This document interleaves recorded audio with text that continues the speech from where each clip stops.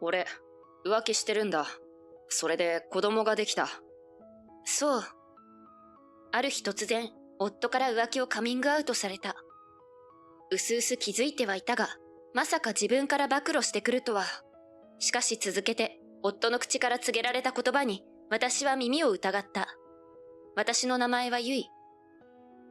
高校卒業後、医療系の専門学校に入学したが、実習で挫折し退学。その後、派遣社員として働いた。いくつかの会社で就業した後、大手の物流企業に派遣された際に出会ったのが夫の文也。ミスの多い私が仕事のことをいろいろ教わるうちに親密になり、4年前に結婚。しかし、夫婦仲が良かったのは最初の数ヶ月だけだった。その原因は、結婚してすぐに発覚した夫の浮気。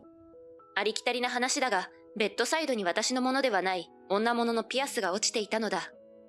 問い詰めると、あっさり浮気を認めたが大喧嘩になり、その時初めて手を挙げられた。暴力を振るわれるのは生まれて初めての経験だったので、一瞬何が起きたのか理解できずに体が硬直したのを今でも覚えている。しかしその後、ごめんゆい、俺が愛しているのはお前だけだ。信じてくれ。もう浮気なんて二度としないと誓うから。抱きしめられ、涙ながらに謝罪され、私は夫を許してしまったのだ。しかし、その一件以降、自分の気に入らないことがあると、私に暴力を振るうようになった。浮気なんて二度としないと言っていた夫だが、その後も定期的に女の影がちらついていたので、きっと隠れて女遊びしていたんだろう。夫の浮気に感づいていても、自分を守るために気づいていないふりをしていた。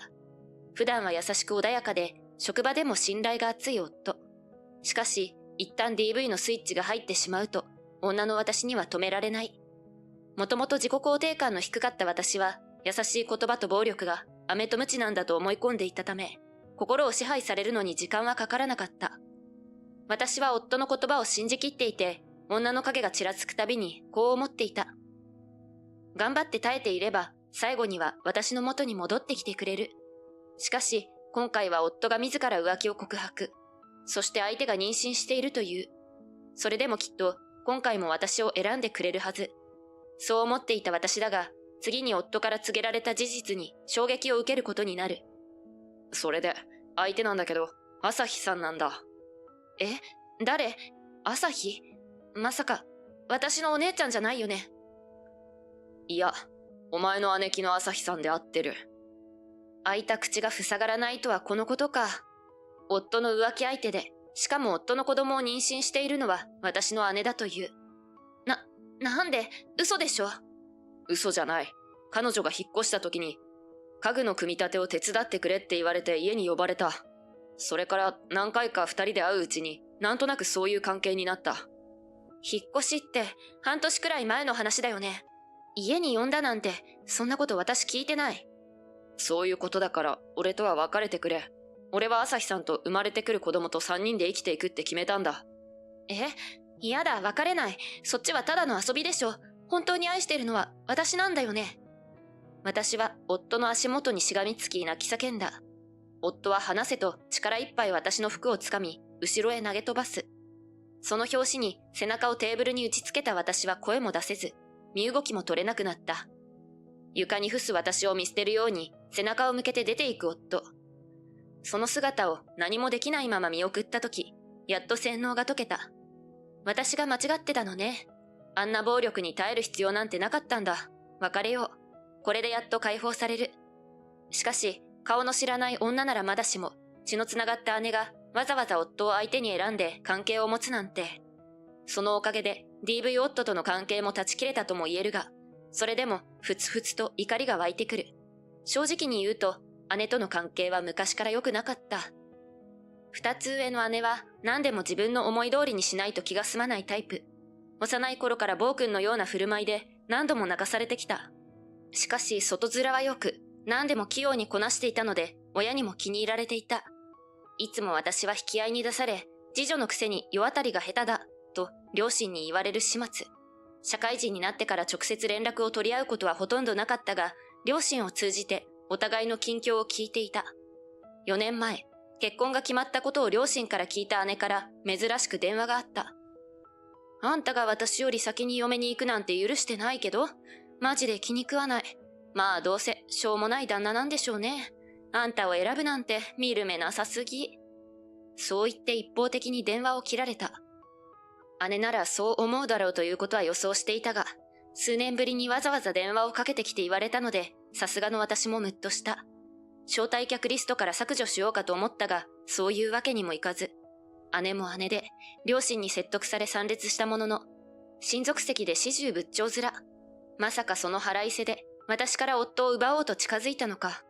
もちろん夫から DV を受けていたことは、姉にはおろか、両親にも話していない。夫が出て行った翌日、私は幼馴染の純子に相談することに、唯一彼女だけには夫に浮気癖があることも、手を挙げられていることも話していた。でも、私は愛されているから大丈夫。何があっても私のところに帰ってきてくれるから。そうだとしても、暴力を振るう夫とは今すぐ別れた方がいい。そう言い続けてくれていた彼女の言葉がやっと理解できた。洗脳状態の私のことを決して見捨てずに、いつも話を聞いてくれていた優しい幼馴染だ。文也と別れようと思う。そう言うと、純子はこう声をかけてくれた。DV 夫とやっと別れられてよかった。安心したよ。辛かったね。温かい彼女の声を聞いて、私は子供のようにワンワン泣いてしまった。徐々に落ち着き、純子に昨夜のことを話し始めた。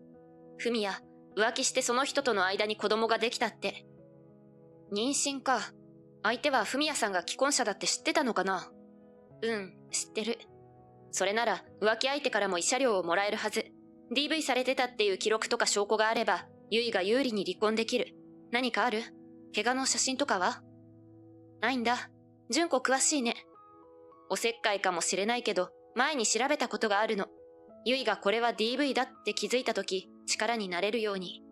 ありがとう。今まで素直に助言を聞かずにごめんなさい。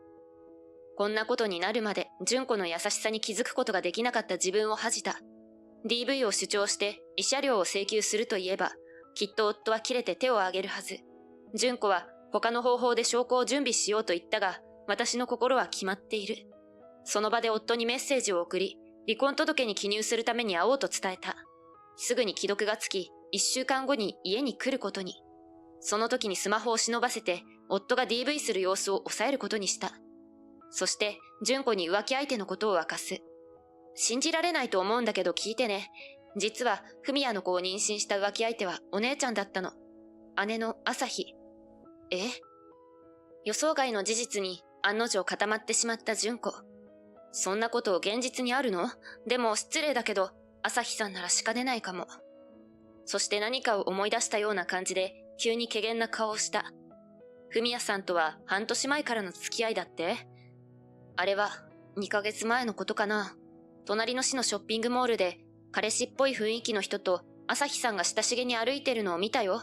金髪だったから文也さんではないよね。え？見間違いじゃなくて？うん、あれは間違いなく朝日さんだった。まさかお姉ちゃん、文也以外にも男の人がいるのかな？姉は昔から男の人をとっかえひっかえ。学生時代には同時に2人と付き合ってると武勇伝のように聞かされたことがあった。もしかしたら、そう思い、私は興信所を訪ねて兄の身辺調査を依頼した。すぐに報告が入り、調査の結果、夫を含め3人の男性と交際していたことが分かったのだ。妊娠が分かり、他の2人とは関係を絶ったようだが、なんと全員が既婚者だったらしい。我が姉の常軌を逸する行いに言葉を失った。同じ親から生まれているのに、お姉ちゃんはどこでこうなったの？そんなことを思っていると、タイミングよく姉から電話がかかってきた。念のためにボイスレコーダーの録音ボタンを押して深呼吸してから電話に出る。やっほー、元気？なわけないよね。文也から全部聞いたよ。私も聞いたよ。最後に見たゆい、うずくまって動けなくなった虫みたいだったって文也言ってた。ま、私は文也とお腹の子供と幸せに生きていくから、あんたはとっとと消えてちょうだい。うん、そのつもり。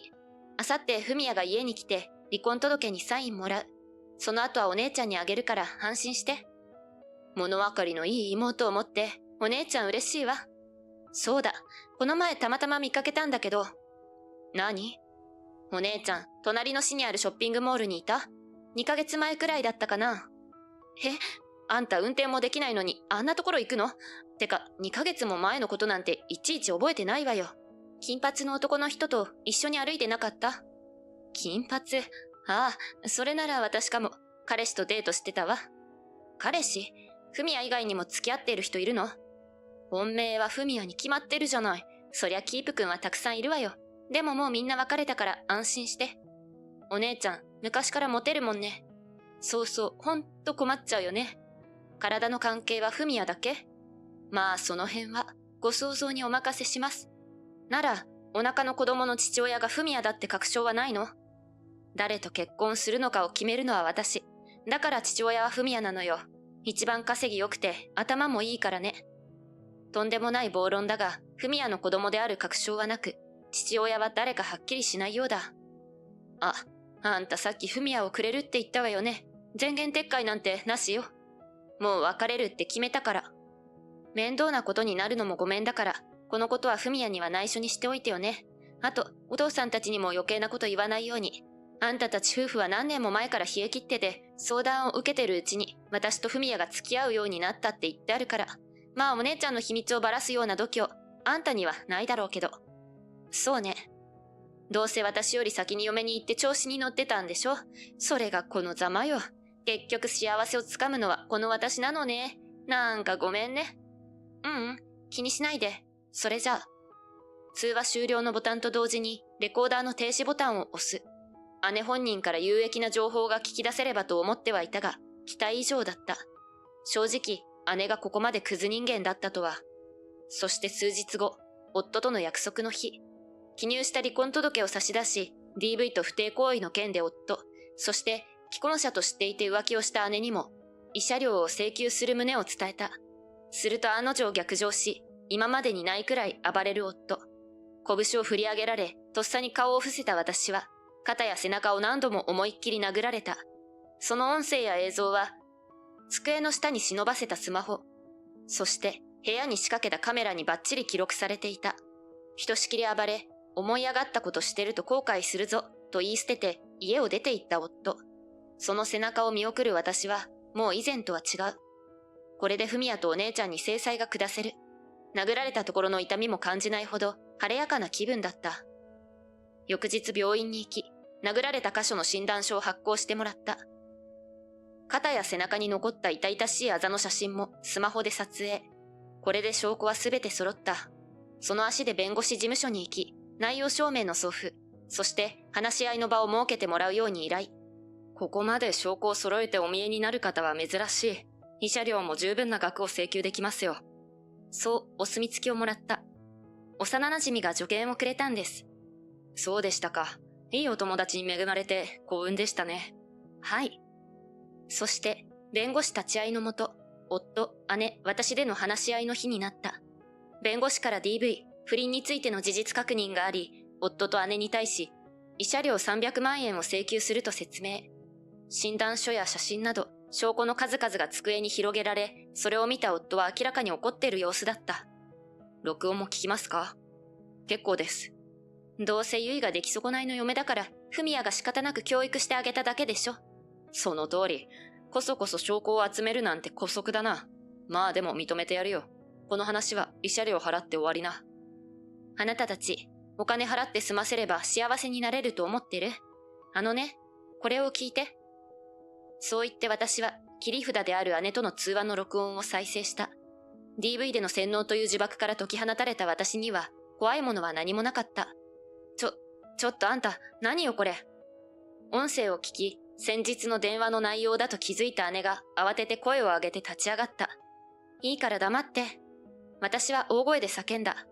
今まで一度たりとも自分に反抗してこなかった妹に制され、あっけに取られておとなしくなる姉。姉には他にも浮気相手がおり、お腹の子供が自分の子ではないかもしれない。その真実を知った夫は目を大きく開き、無言でまっすぐ前を見つめていた。姉はその様子を横目で見て小さく震えている。これは違うの。捏造よ。きっと私の声を音声ソフトに取り込んで小細工したんでしょう。そんなこと私にできるわけないじゃない。既婚者ばかりと浮気してたっていう更新所の調査報告書もあるよ。お姉ちゃんの身辺調査を依頼したの。他人の家族を壊して何が楽しいの？自分のしたことをきちんと認めて反省して、これは家族としての最後の忠告よ。いや、こんなの嘘よ。黙れ。夫が一喝すると、水を打ったように静まり返った。慰謝料は振り込みでいいですね。話が済んだようなので、俺たちはこれで失礼します。夫はそう言ってガタッと立ち上がり、姉の腕を引いて二人でその場を後にした。後日、正式に離婚が成立し、慰謝料も振り込まれた。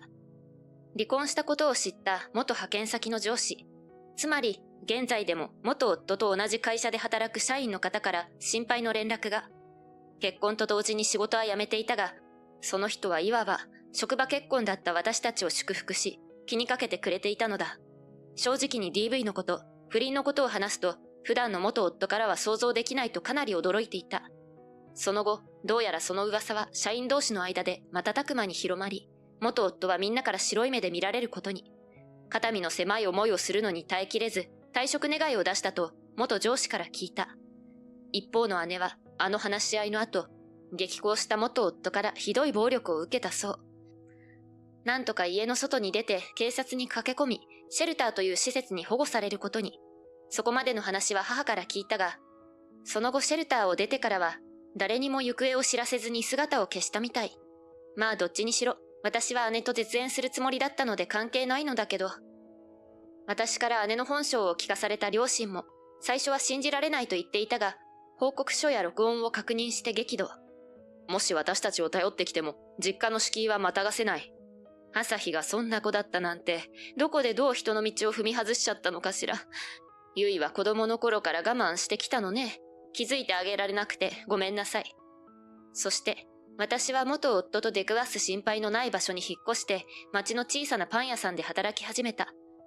地元のお客さんと交わす何気ない会話が楽しく、充実した毎日を送っている。地元からは離れたけど、幼馴染の純子とは予定を合わせて、月1回は必ず会っている。何か困っていることはない？うん、大丈夫だよ。何かあればすぐに私のことを呼んでね。何があっても必ず助けに行くから。今度は私が彼女の力になって絶対に恩返しをする。そう心に決めている。